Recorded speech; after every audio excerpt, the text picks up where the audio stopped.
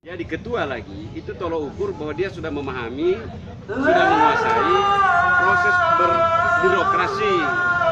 DPRD itu unsur pemerintah daerah, perangkat daerah malah. Itu satu.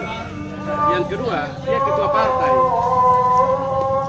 Masa orang lain datang meminta dukungan di partai untuk menggunakan partai, dan ada ketua partainya yang juga memenuhi syarat dan layak.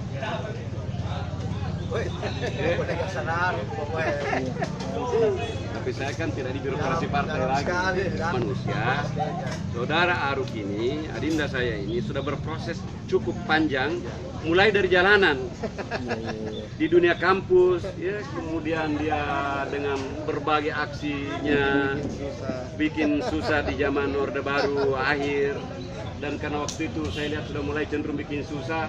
Kita coba ajar, coba bagaimana nanti suatu waktu Anda rasakan kalau Anda yang di demo. Cocoknya memang dipimpin orang-orang yang pernah demo di jalan.